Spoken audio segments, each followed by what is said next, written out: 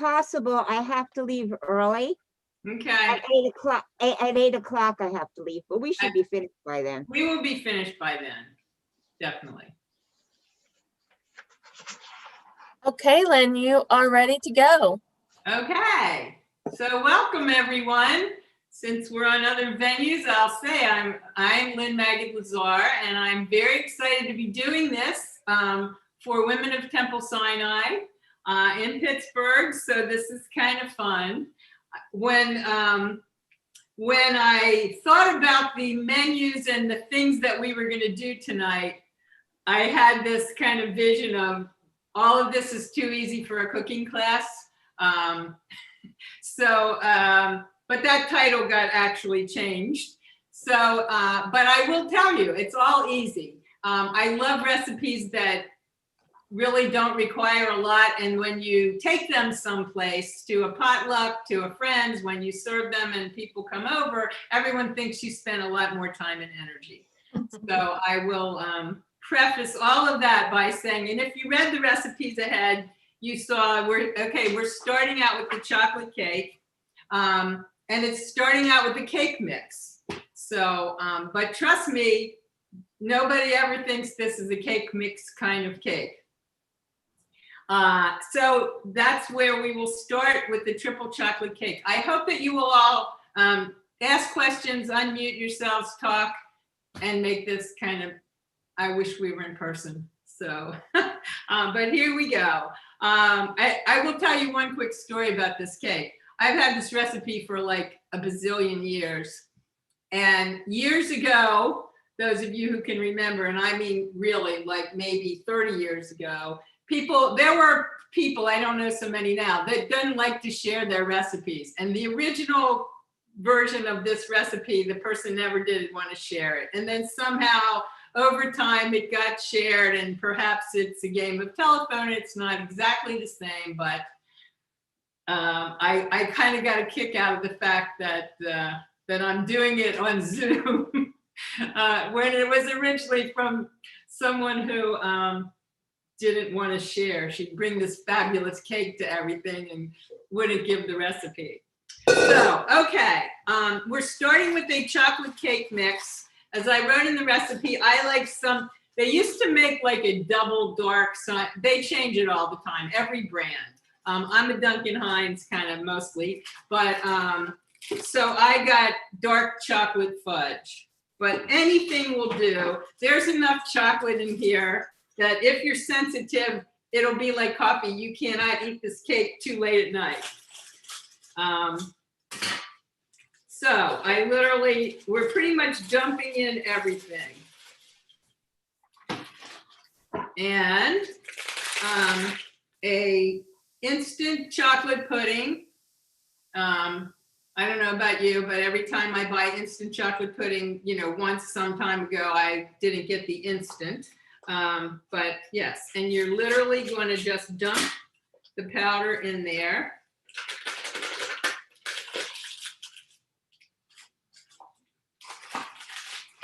What happened the time you didn't use the instant? Did you go ahead and make it anyway? Maybe I never did, and when I saw the package, I didn't have what I needed. I don't know. All right, so I mixed the dry stuff up a little bit, and I realized I forgot to get my warm water. So hang on one second. I need a half a cup of warm water. You left the burners on. Did you know that? Okay. All right. So we're going to mix in a half a cup of warm water and a half a cup of vegetable oil.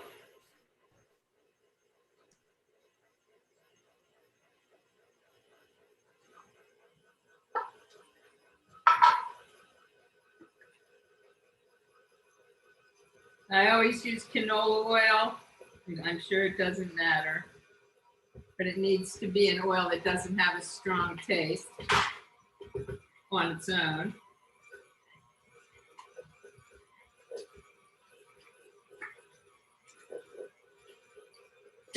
Okay, all this chatting, I didn't get all the things out of the refrigerator, but I was waiting till the last minute because it was too warm.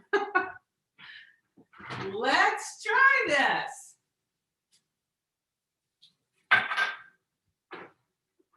All right.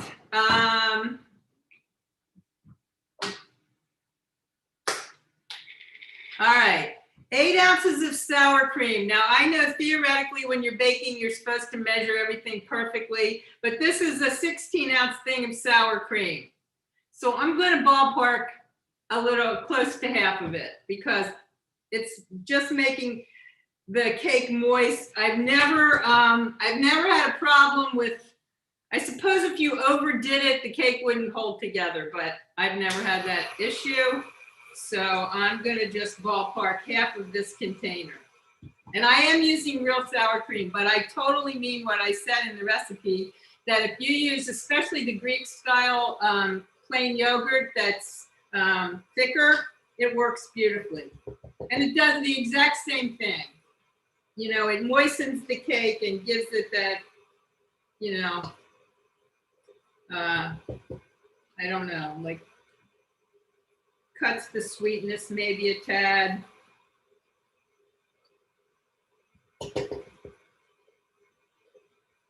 All right, I'm gonna say that's it.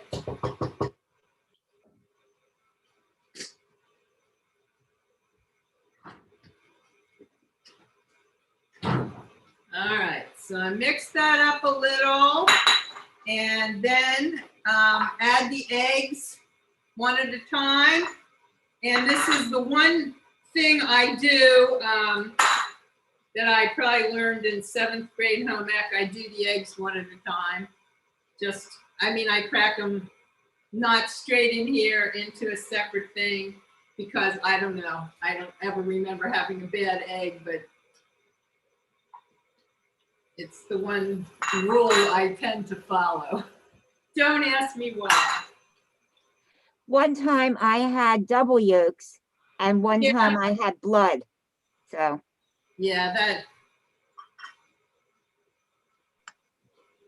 And one time I had some shell that made it into the bowl. So I was happy that I had done it separately Right. to get I the think shell out That's first. the biggest risk is, you know, the shell doesn't crack right.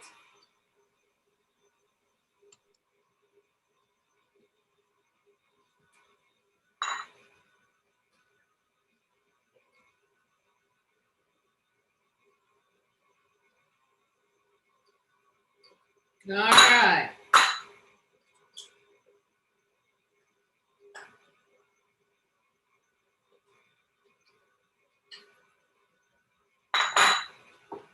Okay.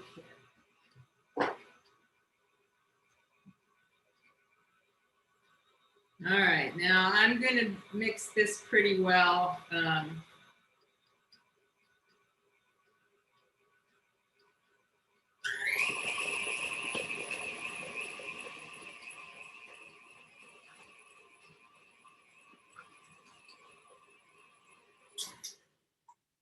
I'm going to scrape it down to make sure.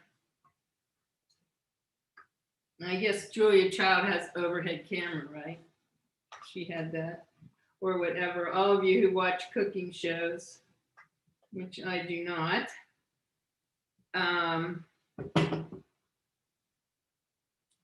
But because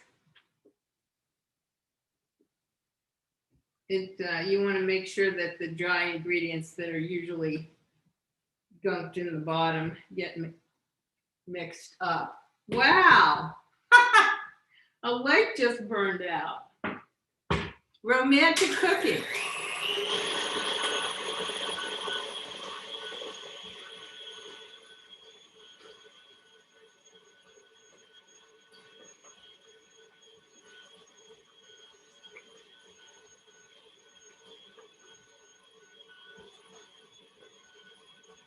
All right.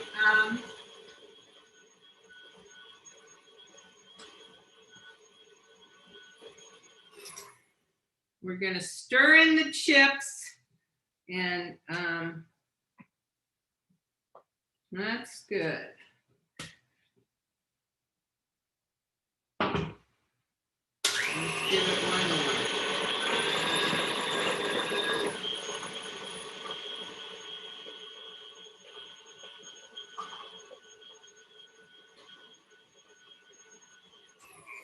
All right. Now I'm going to stir in the chips, which 2 cups is like, you know, the 10 ounce, 11 ounce, 12, whatever the bag, they change it all the time. But, and I've actually been buying chips in bulk lately. So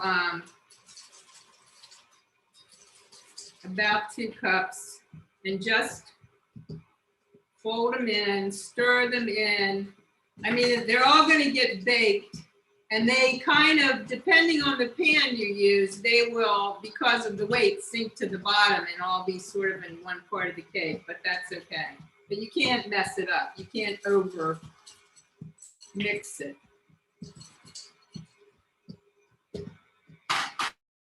All right, and I am going to do this in like my oldest bundt pan, which I'm going to spray Magid. Do you all use this? The baking spray? It's hard to see everybody at once. But I love this stuff.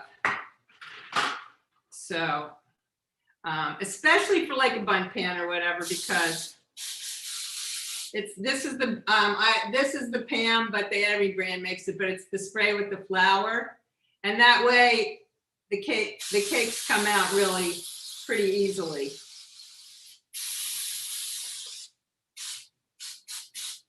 We're making a mess. All right. Let's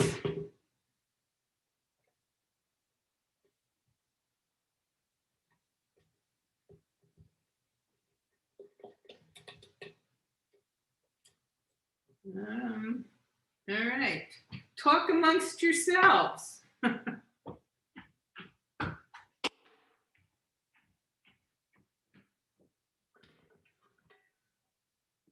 And as you can see, it's pretty thick.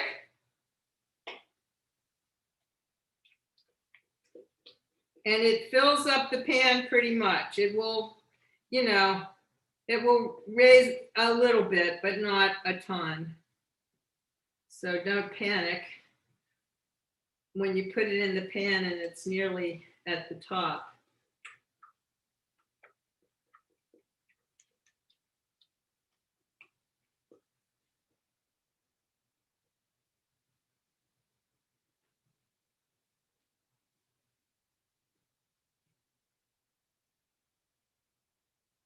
All right.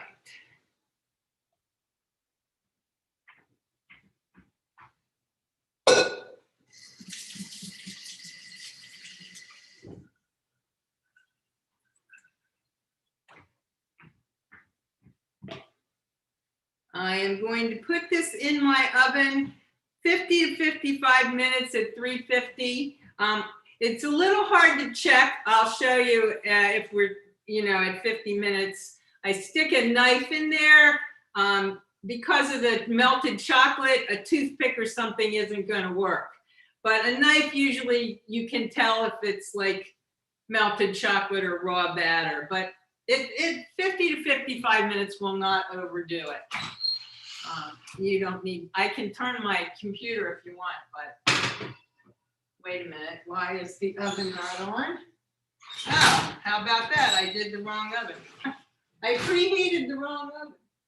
Let's put it in the bottom oven then.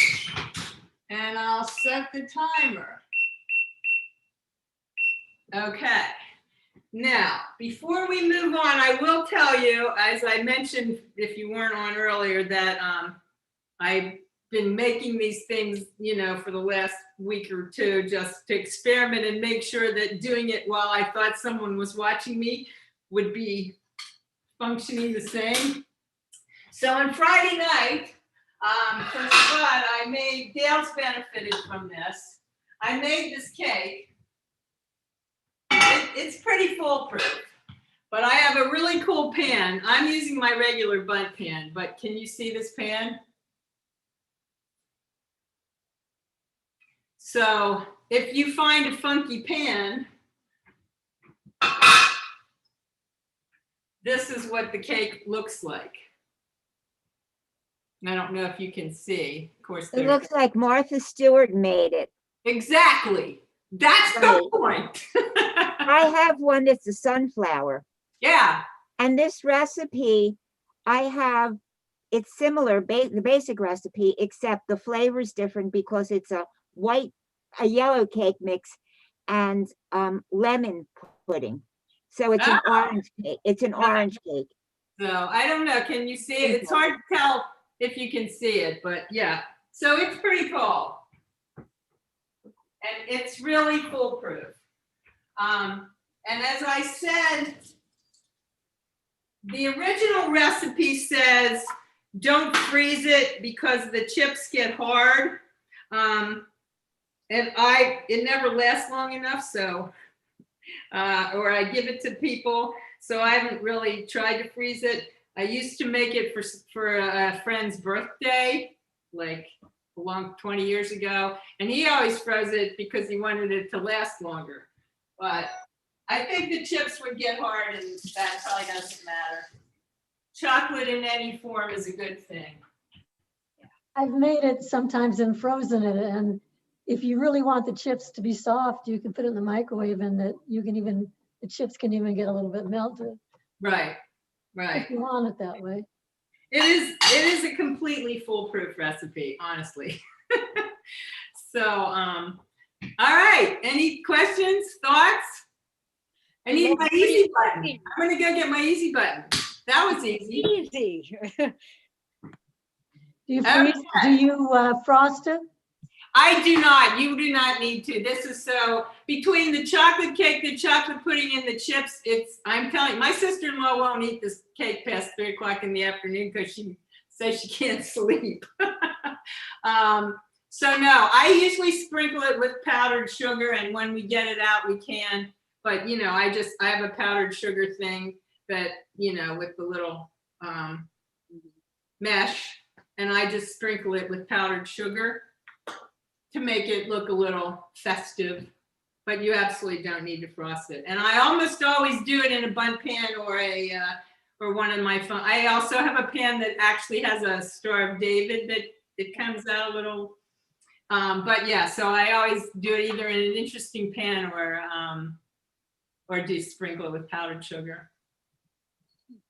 I never tried it in something a different kind of pan, but I think it definitely needs the depth because of the moistness of it and the fact that the chips kind of sink a little bit towards the bottom. And so then when you invert the cake, the chips kind of they're more towards the top. All right, I'm not leaving. I'm just moving to other things.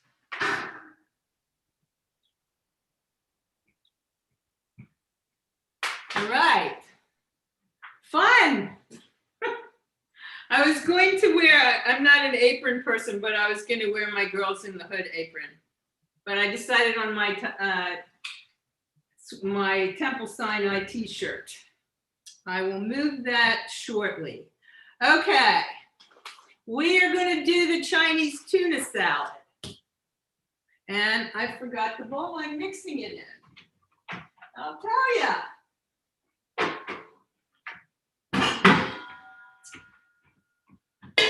All right. Okay, so what we're getting, basically, I don't know if you can tell us from the recipe, but you make the tuna mushed with the sour cream and the mayonnaise and all of that, and you can refrigerate that till the day ahead, and then you toss it with the lettuce at the last minute. So, and this is my favorite kind of tuna to buy, the ones that come in the foil pack. So that's what we're doing, and you literally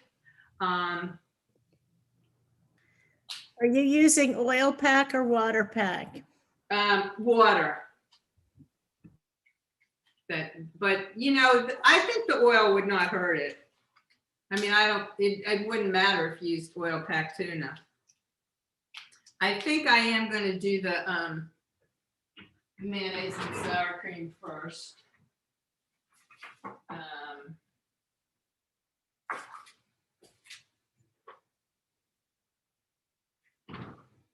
All right.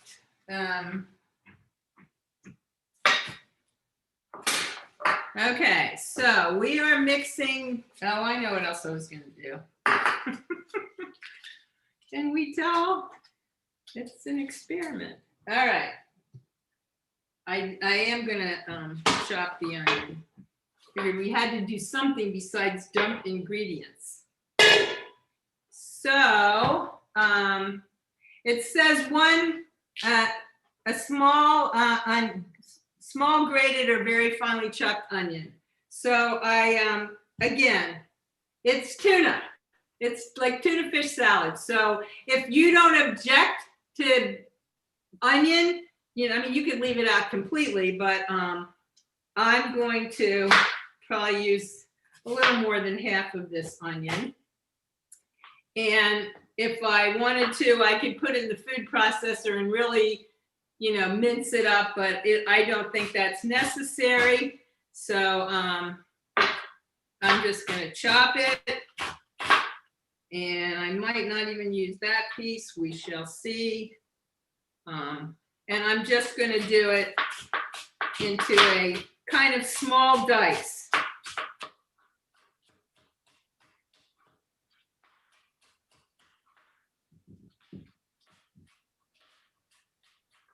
See, the nice thing when you're not in person, you don't have to worry about the onions making you cry.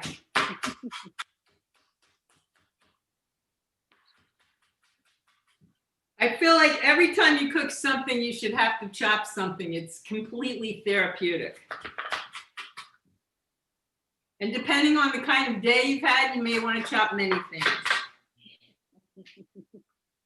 But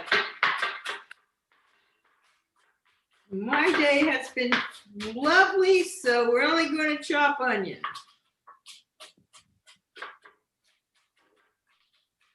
And we'll see how much we use. This is strong though, I can tell. All right. And again, you know, if there are a couple of pieces that aren't, you know, as finely chopped, you know, I don't think that matters. So we are going to put in 3/4, it's equal amounts of mayonnaise and sour cream. So feel free to, I hope I got the right one. Now let me make sure I have the correct one. Yes. Lynn, can you use light mayonnaise or low fat mayonnaise, or do you need the full fat? You do not, you can use low fat, you can use the low fat stuff. And you can also use yogurt in this because it's going to give you the, and they even, I think they make low fat sour cream. I mean, I don't know. You can absolutely substitute for this because it's just going to be a kind of saucier tuna, you know, tuna fish salad kind of thing. So absolutely, substitute away. All right, I'm going to mix that. And I'm going to add the 1.5 tablespoons of lemon juice, which I squeezed fresh lemon. And the other thing, it has some sugar in it, 3 tablespoons, I think. I have done this with less sugar and it's absolutely fine.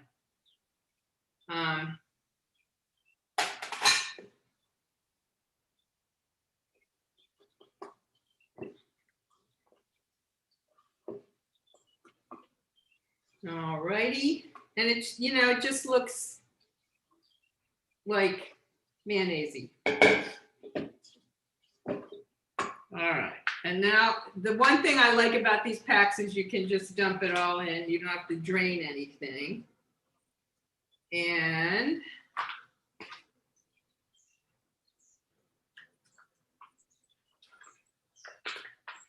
the great thing, you can also, as I mentioned in the recipe, you not only are able to do this ahead, it's better if you do it ahead. Because number one, it's done when you're ready to toss the salad together. But number two, the flavors blend together because the sugar dissolves a little bit, the lemon juice in the mayonnaise stuff, it really does develop nicely if it's done ahead. And, you know, again, you're going to have chunks of tuna fish. I'm probably not putting all this onion in, but I don't know. And again, that's kind of if you're a fan. Because what's a small onion, right?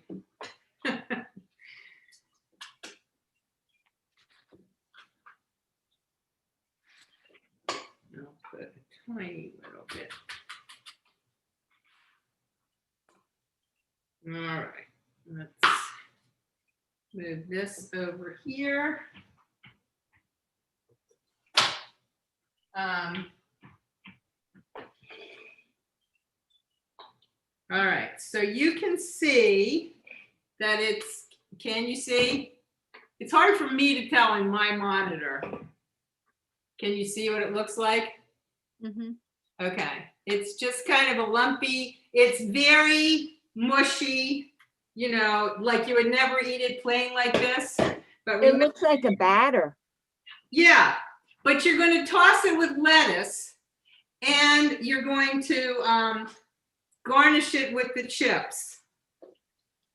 So when you do it, you leave that part in the refrigerator and you add the lettuce later. Exactly, and we're going to do that. So we're going to go to the third recipe and then I'm going to come back to this, okay? And I'm just going to stick this in the refrigerator like this since it's such a short time. But actually sometimes I'll like mix it in like a Tupperware bowl or something, or a glass thing that has a, you know, a lid that fits. And I'll just make it that way and put it in the refrigerator for like the day before. And then when I'm ready to toss the salad, I just take it out.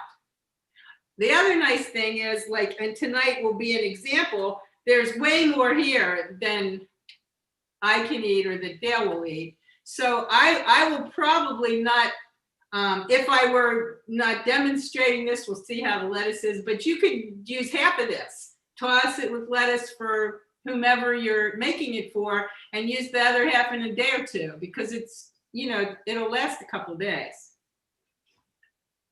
So, all right, I'm putting it in the refrigerator. She said as she disappeared. See. Nope, wait, I have to take the thing out. All right.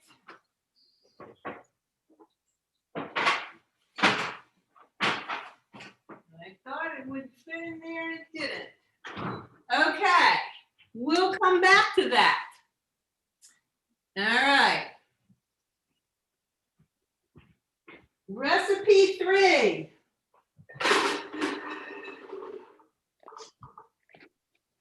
Which requires me to unplug the mixer and plug in my food processor.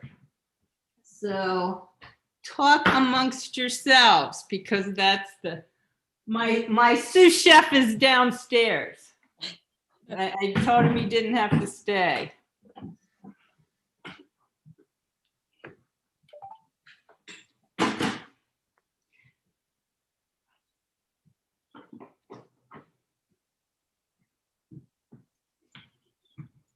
All right.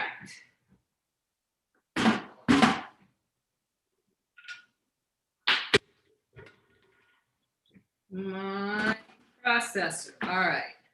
So again, this is kind of a also a great salad that you can kind of throw together. So the first thing I am boiling water and I'm gonna cook the tortellini,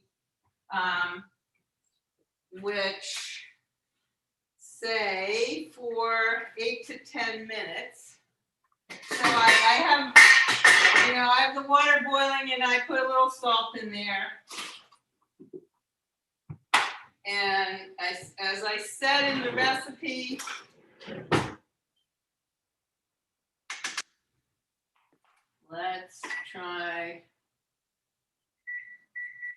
we'll try 9 minutes. This is, I got this at Whole Foods.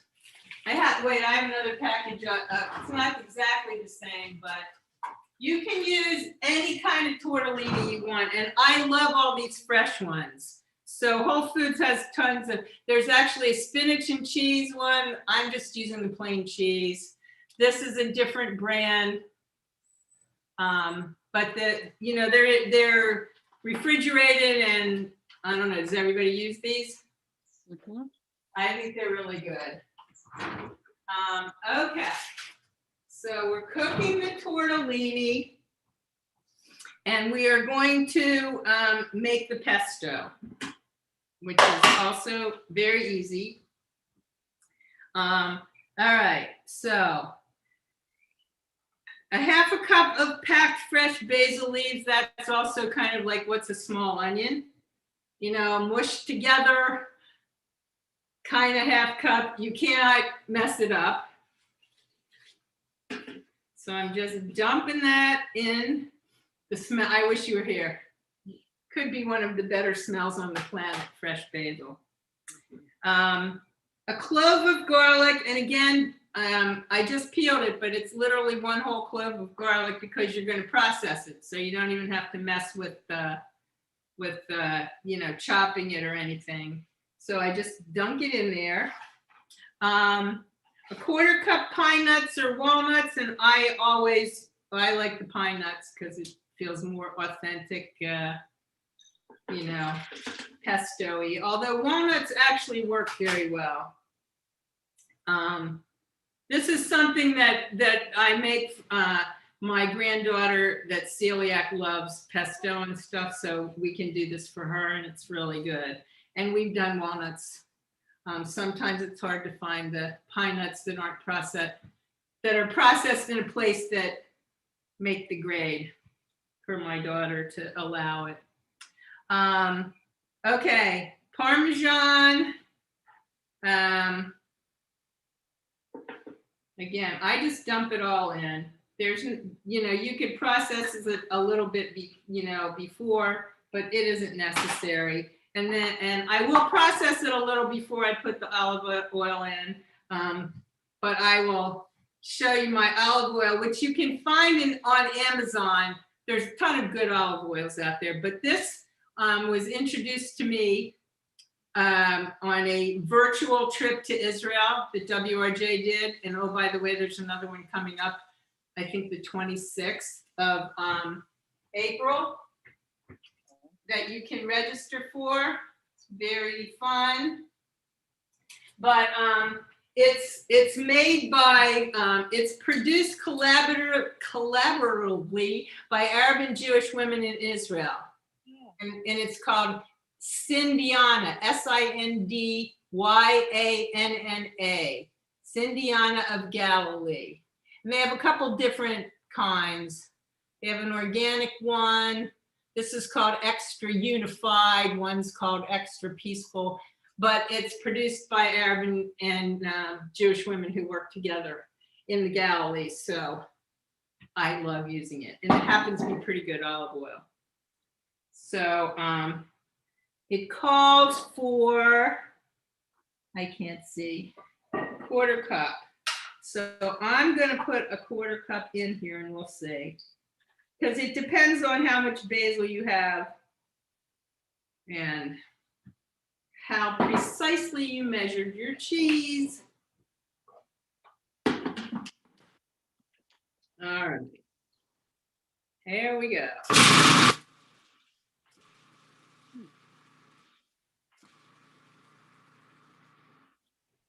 All right, Now I'm going to do that and drizzle the olive oil in while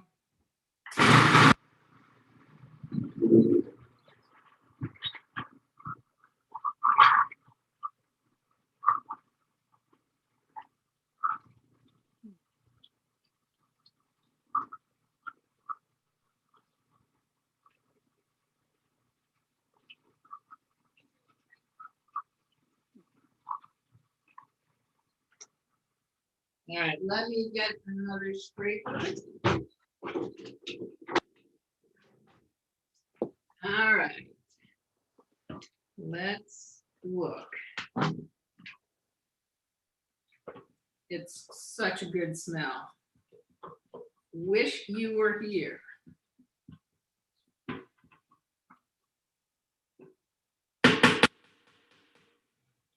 All righty. Give it one more.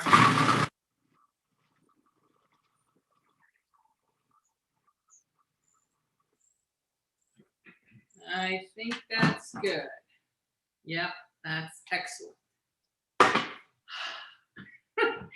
All righty. So you have got now approximately a half a cup of pesto, whatever, it doesn't really matter. Because you're going to mix it with mayonnaise.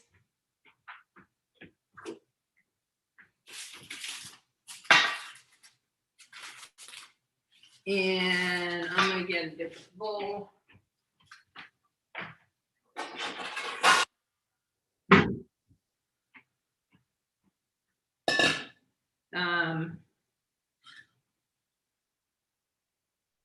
All right, so we're going to put the mayonnaise in here. And then we're going to, and again, you can, if you want to substitute your mayonnaises, you can do more pesto. This is about equal parts. I'm not measuring exactly, but you can do, if you like it more pesto-y or less pesto-y, that's completely fine. And again, it's going to look like a lot of, it's beautiful green color. It's going to look like a lot of sauce, but remember, you're putting the pasta, and if you want chicken in there, I made some chicken, so we can put some chicken in there. But if you're doing vegetarian, although there's cheese, but it's, you know, going to be the sauce for all of that pasta and for pasta and chicken. And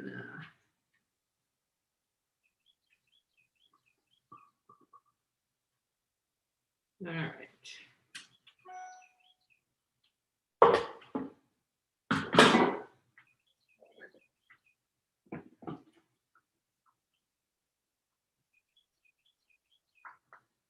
All right, beautiful green color. And let's see how our tortellini is doing. We have 1 minute, 1 or 2 minutes left on that. And the other nice thing about this salad is you can serve it cold, you can serve it at room temperature, or you can serve it warm like a pasta dish. It works. Ask me questions. Talk. You're so good at explaining everything. I don't have any questions. That's because it's not hard. Well, that's good. Is it better to mix the sauce on the tortellini when it's hot? Yeah. Or does it not matter? It does not matter. It does So not. like if you have leftover tortellini, you could make the sauce and. Right. Okay. Right. Absolutely. Absolutely. Lynn, you mentioned your granddaughter has celiac and has to have gluten-free. Do you prepare gluten-free pasta for her? You know what? I do not. Okay. First of all, I mean, they live in the North Hills, so it's not like I'm cooking, Okay. you know, every meal for her. but we've experimented with things that, you know, the gluten-free stuff that you can buy. Okay, Mhm. let's check the tortellini. So,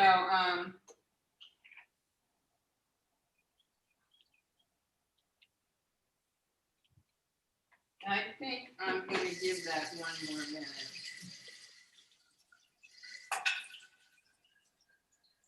Maybe not.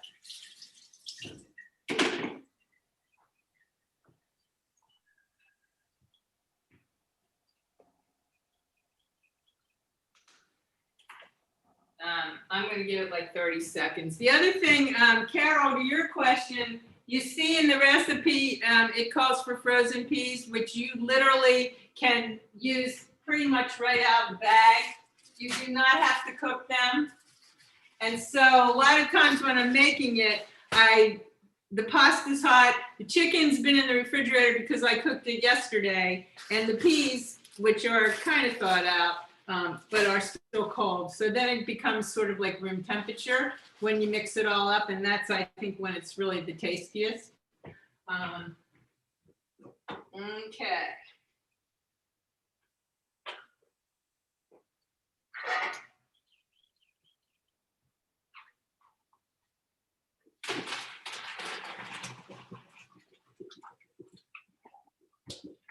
All right.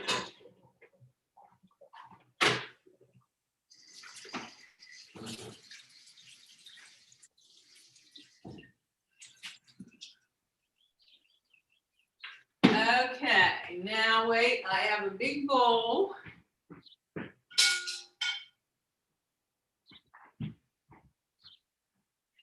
And I'm gonna put it together.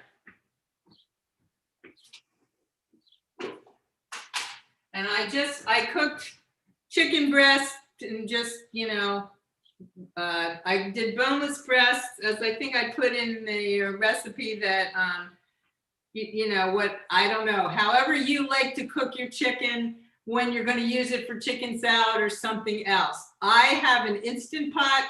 I'm a gadget person. And I think the Instant Pot does a great job with the chicken breast. So that's what I used. All right, I'm going to put the pasta in here.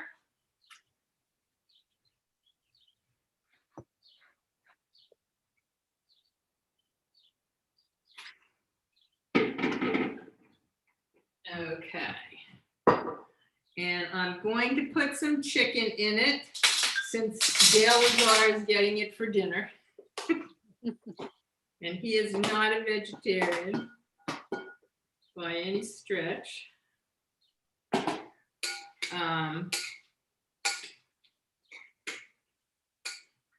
And I'm going to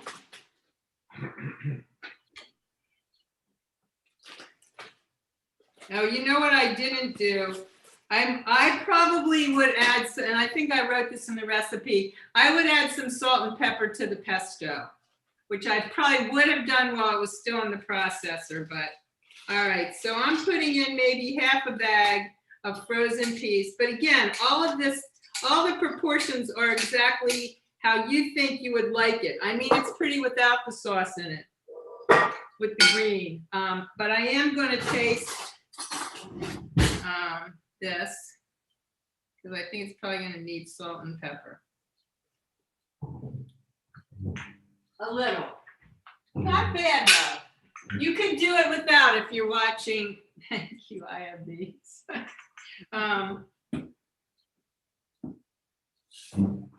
If you didn't want any extra seasoning, it would be fine.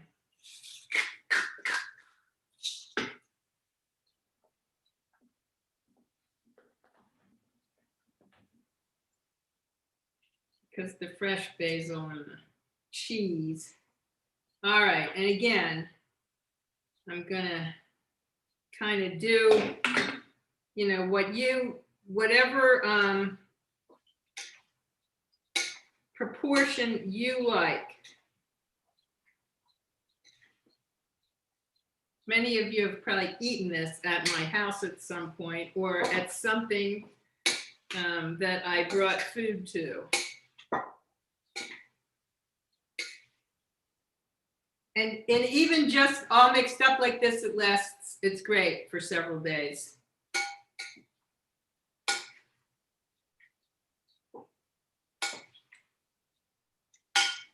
Do you see? So, all right, I'm gonna move some of this.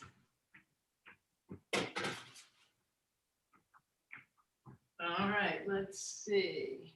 Wow, the cake is, did I set that right? Maybe. All right. And how much pesto did you put in there? I put in, of the batch that I made, I put in about more than 3/4 of what I made, which I probably should have measured for your benefit, but so if,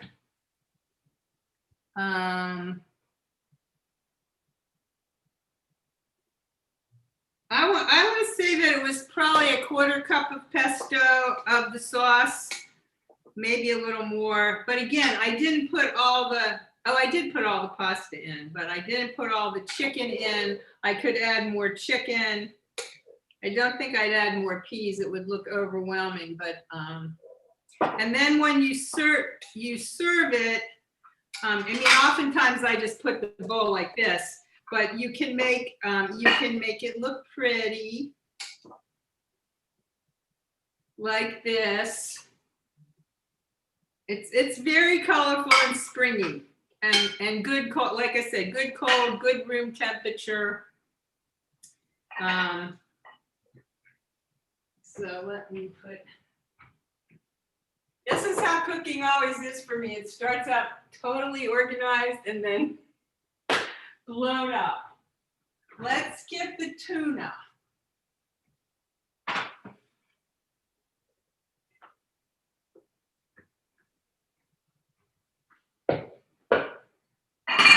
All right. And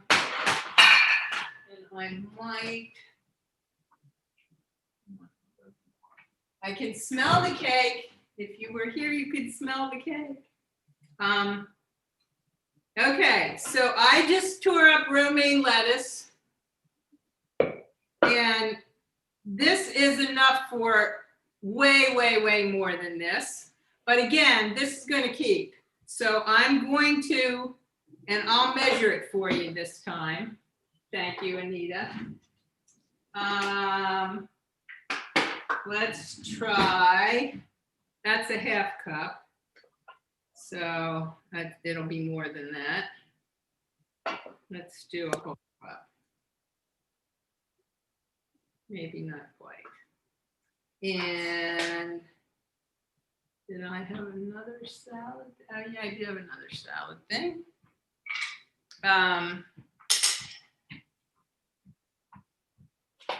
So I'm tossing this with the lettuce so that it's, you know, pretty well coated and not soupy.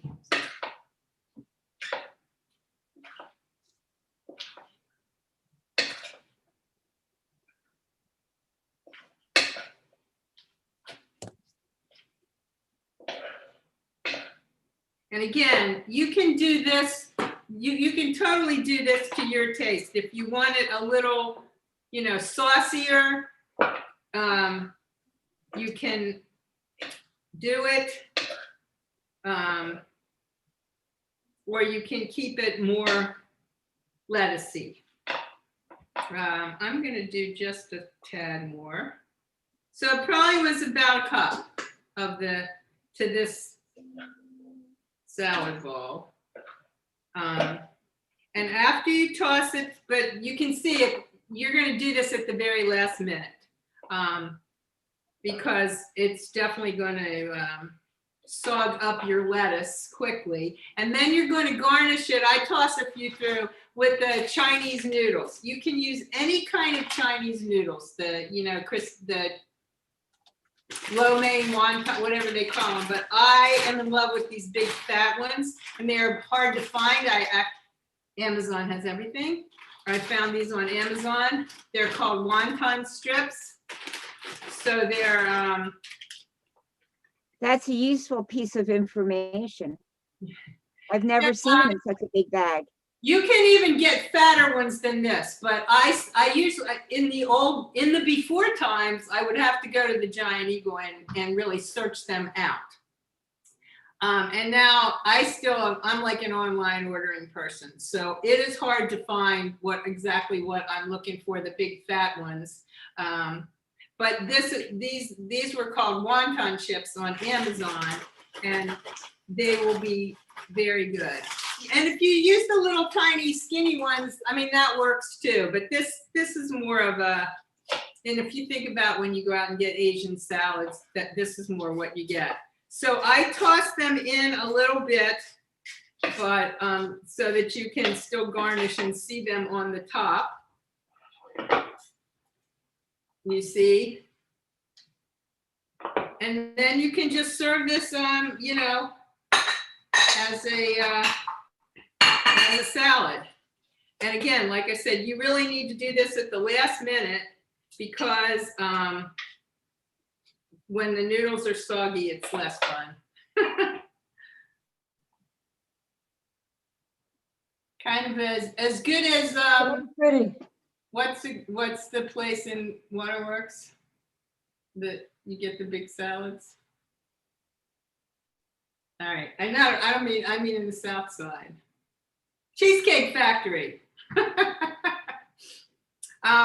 Okay. Ask me questions, because the cake, if you don't want to wait for the cake, it still says it has 12 minutes, but you saw the finished product, but I think it'll be fine. I would show you that it won't be done early. And I know you're not supposed to look at it. Are you guys going to be able to eat all this tonight? We'll do our best. If you're vaccinated and you want to drive to Fox Chapel, we'd be happy to share. Thank you. I thought about that actually as I was pulling out all these ingredients, thinking somehow I should have invited somebody over. But it's hard for I'd the have been kids. your camera person. Huh? That I'd have been your camera person. Yeah. He probably has a camera person. Well, the camera person is here. Would you like to, he's dressed for the occasion. I think he'd like to show his face. You want to say hi? I'm going out to McDonald's for dinner tonight. So, all right. Anyone have any questions or thoughts?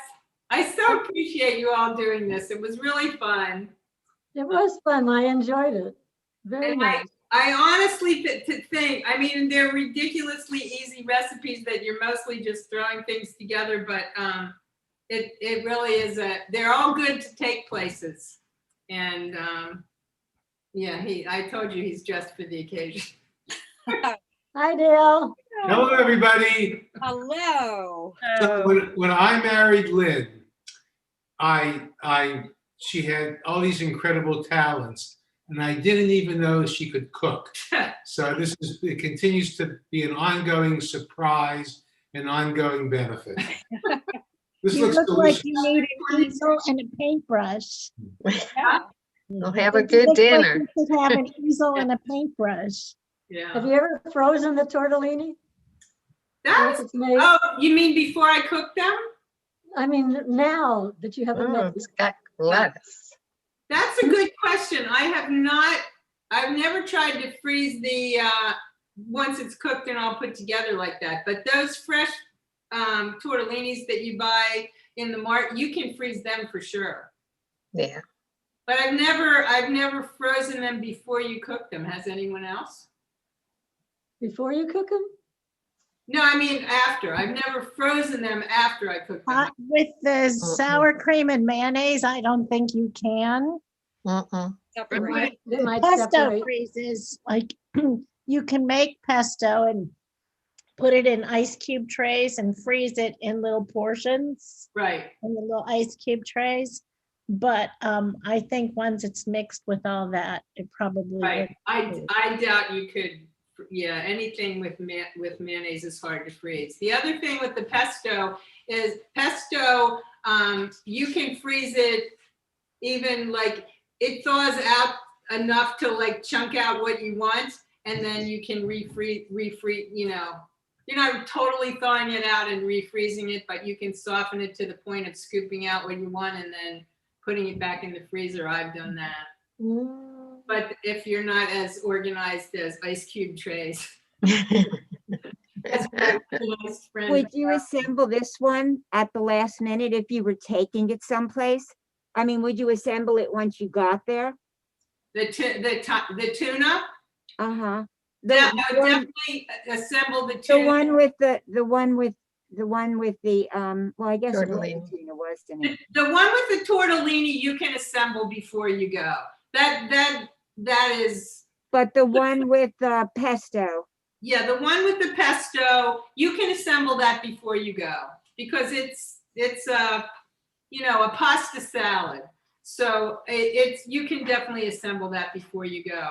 And you can refrigerate, I mean, I'll refrigerate that, whatever doesn't get eaten tonight, I'll refrigerate that and we'll have it for another meal. He'll eat it for lunch. And like I said, it's good cold. Or you can, you know, warm it up a little bit, but you can definitely assemble that ahead of the time. But the tuna salad, I definitely would take the ingredients separately. But all it is, like I said, when I take this, like I'll take my big bowl of lettuce, you know, just covered it, and I'll take a container of the tuna salad and the chips, you know, the noodles in a bag or a baggie, because you're just going to throw it all together and do it.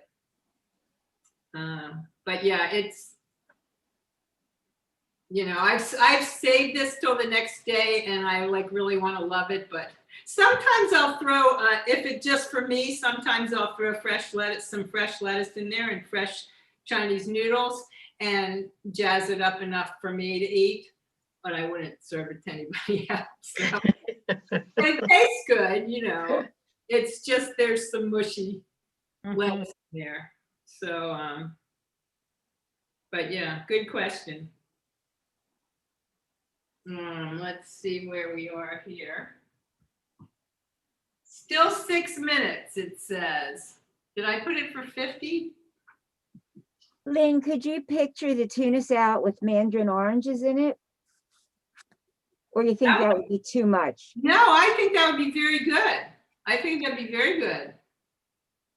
When you think about, like, you know, in Cheesecake Factory, in places like that, if you can remember back long enough when we used to go places. Yeah, and because there's a little sweetness in that, well, there's onion and there's the sugar in the tuna, and I think the mandarin oranges would be great with that. You could put nuts in it too if you didn't want to do the chips, but it's kind of what makes it Chinese looking. And I love those big fat, you know, the Chinese noodle things. I'm so glad you made me aware of that because I love them too. I didn't know they came in a bag. Oh yeah, and in fact the ones, because the skinny ones that come in the can, you can find bags of them too. But the fat ones and the ones that are even fatter than this, I've only ever found in a bag. And like I said, I scoured online, but I wasn't gonna get, you know, I would go into Giant Eagle if I needed to. I've been vaccinated, but I'm still ordering things. And on the website, you could not find anything. Amazon. Right. Amazon have a and new- I are intimately acquainted. Giant Eagle has a new app. You text, I can't remember what the numbers were. I just did it today. But all the stuff they have on sale that they can't show you in an ad pops up, as does a bunch of categories.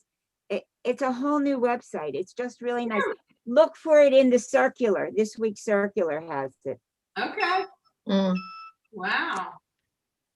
Wow, that's interesting because I would not have thought that. I'm still using whatever the old one. But okay, I will look. I love how they text you when they're in the store too. And Yeah. what was I looking for? I don't even remember, but sometimes they text me, you know, that they're out of something. And you know they're not. You know They that just the person don't know where to look. just has no idea where to look or what to look for. Right. And so sometimes I think I had that, I can't remember what the item was the last time, but then I remember at Passover, like the first thing they couldn't, you know, we're out of the matzah meal or something. I'm like, did you go to the Passover section? And then of course they find it. I like when you order produce and they don't know what it is, so they get you something else instead.